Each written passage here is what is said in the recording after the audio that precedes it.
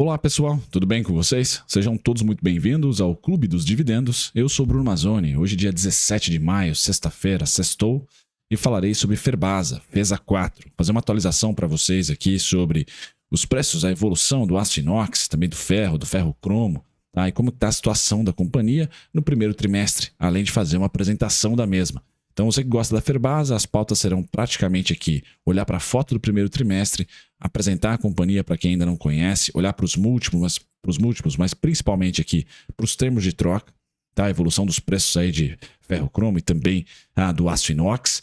E aí, no meio do vídeo, mais para metade, falaremos sobre a evolução do lucro, EBITDA, né? Isso é bem importante, olhar para os fundamentos de alavancagem, múltiplos de valuation e evolução desde o primeiro trimestre de 2022. E aí caímos para a parte doce, né? Que é o valuation atual, com destaque aqui para o PVP e também dividendos, né? A gente vai olhar sobre dividendos, mapa de calor, e eu termino aqui falando sobre evolução em relação ao CDI e o IMAB, as análises de lucro versus alavancagem e preços, tá? E análise gráfica, ciclos de preços, pessoal, qual é o desconto da Ferbasa. Vou indicar para vocês aqui o melhor momento para se investir, pelo menos na minha opinião, acompanhando os ciclos também de preço, não só do valor, que é o começo do vídeo quando falo sobre fundamentos, tá? No mais, disclaimer na tela, eu sou Bruno Mazzoni, analista CNPI técnico, e você está aqui no Clube dos Dividendos, canal que ao menos uma vez por dia, pessoal, compartilha o vídeo aqui sobre uma tese de investimento ou atualização operacional. Pessoal, quem acompanhou aí a Ferbasa, quem é acionista, né, o pessoal da Trígono tem forte posição na Ferbasa, gosta muito da companhia, inclusive ajudou o RI, né, a ter uma apresentação institucional mais bacana, coisa que antes da posição relevante da Trígono no capital não se tinha, né? Então a Ferbasa melhorou bastante ali no RI, mas teve sua queda de 68% no lucro no primeiro trimestre. E vocês acompanharam a Petrobras, Vale, empresas cíclicas, todas elas, principalmente linkadas a commodities, cedendo ainda, né, num ciclo de queda tri versus tri dos seus fundamentos, seja por termos de troca, por volume de vendas, receita, tudo isso está confabulando, concretizando, vamos assim dizer, o Ibovespa via as exportadoras com certa dificuldade. Porém, pessoal, aqui vai a minha opinião, olhando para ciclo econômico, nós devemos ver em 2024 e ao longo desse ano aqui já uma estabilização trimestre versus trimestre da queda dos fundamentos. Então, olhar para 2023 como um ano muito parelho a 2024 em relação a essas empresas exportadoras, porque a gente vê a China ali reportando bons dados econômicos, mantendo aquele crescimento de 5%, a Europa prestes a cortar juros e com dados legais, dados bons econômicos. Tá? Os Estados Unidos é o cara que está com um ciclo mais atrasado, porque a inflação por lá está um pouco mais resiliente, mas a atividade lá continua forte. Então a gente tende a ter 2024 uma estabilização. Então essa headline feia, 68% de queda, 30% de queda, né? Aquela que não é muito bacana para você, acionista, né, olhar para essa queda, mas tem que saber que essas empresas cíclicas constam, né? Consta ali no DNA da companhia você ter essa oscilação forte nos fundamentos e também nos preços. E nos preços a gente chega logo. O que eu quero mais comentar com vocês é olhar para o ano de 2024, posição de caixa e dividendos, e tentar, aí sim, no ano de 2024, ter um padrão de piso. Olha, eu que invisto em commodities, o ano de 2024 foi ali aquele ano que representou ao longo do mesmo, tá? O pior momento para a companhia em termos de troca, né, em margem, evolução do EBITDA, e eu acho que isso tende a acontecer. Porque o pico foi 2021, para óleo e gás 2022, por causa de Rússia e Ucrânia, tá? Grãos, eu acho que teve ali algum insight, mas também 2021 e 2022 foi pico. E agora a gente vive 2023, viveu, né? 2023 e 2024 o ciclo de queda. Eu só acredito que entre 2024 já, ou no mais tardar, primeiro semestre de 2025, a gente deva ver o fim da desaceleração trimestre versus trimestre dos fundamentos das empresas como um todo, tá? Linkadas a commodities. Essa seria a minha expectativa. Quem me escuta e me assiste, né, e está enxergando recessão para 2025, aí é o oposto. Aí você tem que olhar lá para 2014, aquela queda vertiginosa que nós tivemos em petróleo, minério, e olhar para lá com carinho, né? E projetar, por exemplo, compras de put longas para uma Ferbasa. Eu falarei como proteger a sua carteira, as suas ações, né? A sua posição em Ferbasa, fazendo lançamento de calls e de puts ali. Lançamentos de call e compras de put podem ser duas opções para você, porque eu vejo mais quedas acontecendo nos preços, porém os fundamentos logo, minha opinião, como eu não enxergo recessão já para 2025, com o próximo ciclo econômico, acho que é melhor dizer assim, em vez de dar o ano. Eu enxergo ali muito mais uma década de juros neutro ali, as economias crescendo pouco, parecido com 2011 a 2014. Tá? Os fundamentos das companhias linkadas a commodities exportadoras de maneira geral tendem a estabilizar trimestre versus trimestre. Bom, a apresentação da Ferbasa, pessoal, centrada ali em Pojuca ou Pojucá, então Bahia, né, tem a sua produção ali, a mineração de cromo, mineração de calcário, mineração de quartzo, tá? Também tem produção florestal ali, a metalurgia, então toda ela está muito conectada ali com o Nordeste, tá? O corporativo desce um pouquinho, mas ainda assim tá olhando ali para a Bahia, e tem complexo eólico com parceria, se não me falha a memória, com a AES, né? Agora a Auren. Então, o complexo eólico que ela tem ali é parceria com a Auren atualmente. Aí tem o fornecimento de coque, tá? Vindo da Colômbia. Então, é uma companhia que tem um monopólio aqui no Brasil e é uma posição forte na América Latina, certo? Como a produtora aí de ferro cromo e beneficiamento, né, para o aço inox. Esses são os produtos aí finais, né, da Ferbasa, pessoal. Bom, a evolução dos mercados de aços brutos e o FeSi ali, né? Que é o que ela produz, pessoal. Acho que esse gráfico diz tudo, tá? A produção está estável, já faz um tempo, sem nenhum grande nuance aí de Rússia, Estados Unidos e Japão, tá?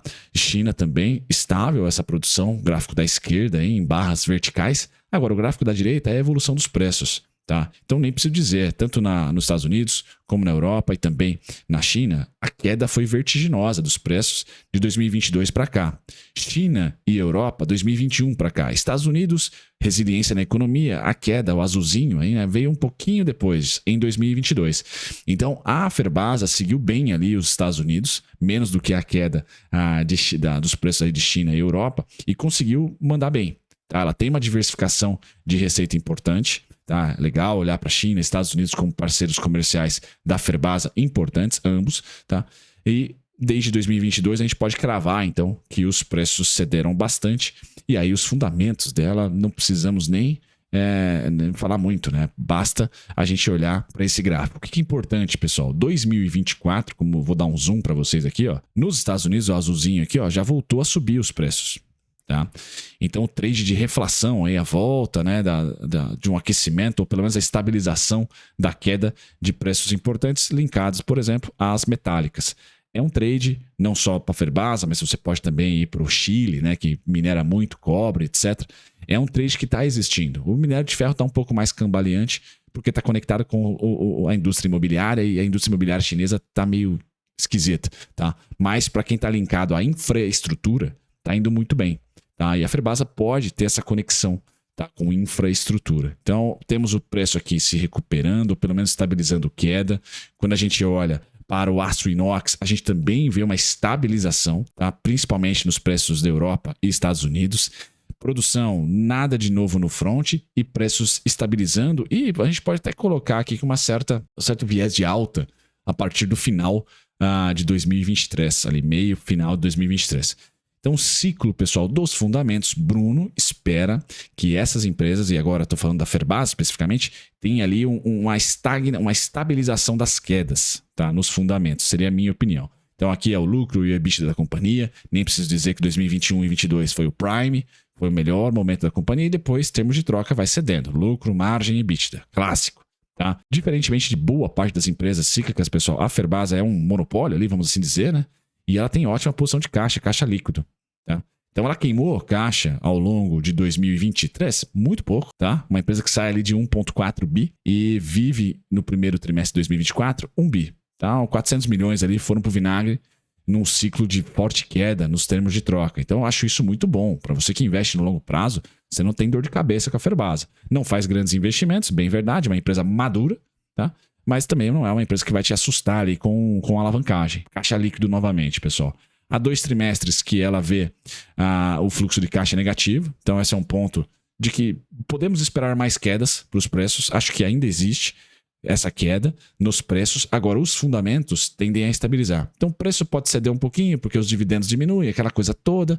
Mas os fundamentos tendem a estabilizar, pessoal. Acho que essa é a principal parte que eu queria falar para vocês. Não tem problema de caixa. Termos de troca, os melhores momentos foram 2021 e 2022, e agora a gente tende a viver essa estabilização em 2024. Estabilização do lucro, que é essa continha aqui que foi de 41 milhões aproximadamente no primeiro TRI 2024. Feito isso, dos fundamentos e meu chute aqui para as projeções futuras, pessoal, uma empresa que negocia a 6 vezes lucro, 7% de dividend yield e abaixo do patrimônio, 0,87. Preço justo de grafo está em R$16,78, tá? Mais 100% de margem de segurança. E eu quero chamar a atenção para o PVP. Quando a gente vai para o PVP, pessoal, a empresa volta em 2024 a sua média, tá? Média dela de uma vez, justa aqui, tá a 8,7. Se você acredita em recessão, pessoal, é mais paulada que você deve aguardar. Se ela subir, você compra put ou vende call, certo? Porque ela negociou em 2014, 15 ali a 50% PVP. Então é importante colocar também a parte ruim da coisa. Eu que estou com o copo de queda para os preços, mas de estabilização para os fundamentos. Esse seria, né, no final do vídeo, a minha conclusão. Dividendos, pessoal, ano passado pagou 58 centavos. Esse dividendo deve ceder em 2024, tá? Natural que ele ceda em 2024. Olhando para o mapa de calor, tá? Uma empresa que em 2023 fez data corte, né? Anunciou data corte em junho, setembro e dezembro. Dezembro foi um combo, tá? Foram 2 JCPs ali. Então aqui, pessoal, é uma empresa que vai ser impactada, como vocês podem ver ali com a reforma tributária, né? Porque ela só anuncia JCP, raramente é dividendo. Olhar para junho como mês importante. Junho do ano passado ela mandou bala, no dia 7 de junho, em 18 centavos, tá? Então essa expectativa, a expectativa eu tenho que é um pouco menos, cerca de 10 centavos, um pouco menos não, bem menos, né? Cerca de 10 centavos, 12 centavos. Eu não vou fazer aqui chutes, mas a companhia é caixa líquido, mas talvez preserve esse caixa, tá? Não tendo uma visão muito clara sobre o próximo ciclo econômico. Eu acho que é crescimento baixo com inflação ali um pouquinho acima da meta. Então os juros serão neutros no mundo todo, tá? Mas não recessão. Não vejo recessão. Beleza? Então 18 centavos, 12 centavos, 10 centavos é o que você deve esperar para junho, porque a posição de caixa dela é muito boa, apesar dos resultados ainda estarem em declínio, tá? Como vocês viram na headline, né? Mais 60%. Nos últimos 5 anos, o dividendo líquido para você investidor, pessoal, foi de 6,26%, ou seja, ela bate o Bazin, né? Por pouco, mas bate. Aí o preço teto seria de R$ 8,32. Então, para o holder, olhar aqui os últimos 5 anos é mais confortável, tá? Do que os últimos 12 ou 3 anos. Tá? Você pega um ciclo ali pré-pandemia e tal, então acho que 6 pulsa para o holder é algo mais factível aí, principalmente se você pegar um ano de 2022 que ela pagou 16%. R$ 1,30 por ação. Mapa de calor passado, pessoal, foi um bom investimento no longo prazo? Foi, tá? Ela consistentemente aqui namorou melhor rendimento do que o CDI e o IMAB, teve momentos de baixa, tá? Mas ela subiu de 2003 para cá 2.200% contra 1.200 do IMAB e 730 do CDI. Então se provou ser um bom investimento. Cíclica, como o gráfico, esse gráfico, né? Esses 3 gráficos dizem, pessoal. Então o lucro evolui, a alavancagem vai para o zero, caixa líquido e de repente a alavancagem volta a subir um pouquinho, tá? Mas ela ainda tem posição de caixa muito relevante, tá? Muito relevante mesmo, fica por conta dos financiamentos, etc. Porque ela tem 1 bi, senta em 1 bi orgânico, né? Uma empresa que fez 1 bi e não via debêntures, etc. Tá? E o lucro CD. Então esse gráfico eu acho que é muito importante. Acredito que a parte verde estabilize, porque já voltamos para o pré-pandemia, para a realidade dela do pré-pandemia. Tá? O lucro já voltou para a realidade do pré-pandemia, tá? E agora a alavancagem deve estabilizar, diminuir um pouquinho o dividendo, estabilizar a alavancagem e esperar o próximo ciclo econômico. Tá? Com isso, pessoal, eu linko com a análise gráfica, o quão importante é. Porque a análise gráfica ajuda, no momento de euforia ou de ciclo de alta, vamos chamar assim, a você tentar encontrar, via movimentos de preço, tá? Qual é o alvo, qual é a região onde você compraria menos naquele mês específico. E aqui, ó, ciclo de alta. Ele finalizou o ciclo de 2015, recessão, tá? Com a parada em 2020, né, a pandemia. Ele finalizou aqui em R$ 13,82. Vou dizer para ti que a gente chegou um pouquinho acima e tal, mas toda essa região dos 13 aos 14, eu, se fosse acionista da Ferbasa, compraria menos, tá? No mês ou nos meses específicos, basicamente.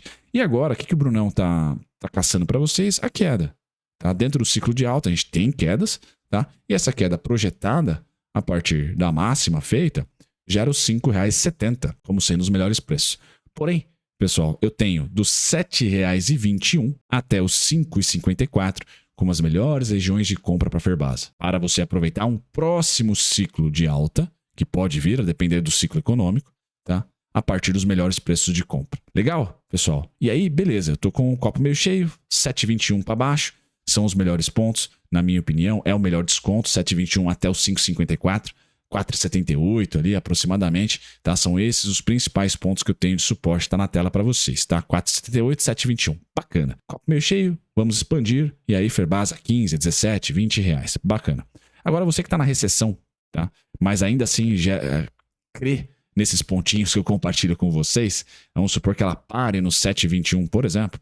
Caso a Ferbasa, pessoal, se valorize até os 9,28, 10,63 e principalmente ali 11,12, tá? 10,63 a 11,12 são as melhores faixas, mas começa no 9,28. Se a Ferbasa, porventura, se aventurar a esses preços, e você que me escuta aí, acredita que nos próximos 12, 18, 24 meses teremos uma recessão, tá?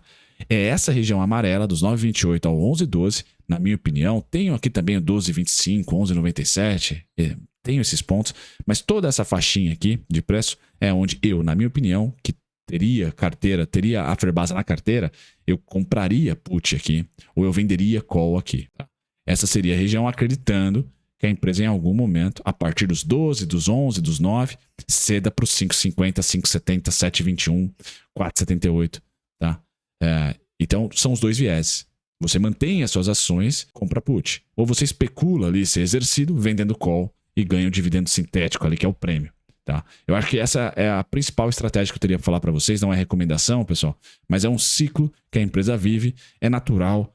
Eu sei que dói um pouquinho, né? Você vê o negócio caindo, né? E, sei lá, achar que vai quebrar. Não. Tá bem de caixa. É um monopólio. Em algum momento o ciclo vai voltar a ser positivo, só nos preços que eu acho que é 7,21 para baixo o desconto. E para você que está pessimista, espera subir, não é um bom momento agora, R$8 para você comprar seguro, put, ou para você vender call, tende a ser exercido. Na minha opinião, espera até os 9,30, pelo menos 9,28, até os 12,11 ali, 11,12 para vender call e comprar put. No mais, pessoal, finalizo aqui o vídeo. Um grande abraço, obrigado pela companhia até o final, até o próximo vídeo. Tchau, tchau.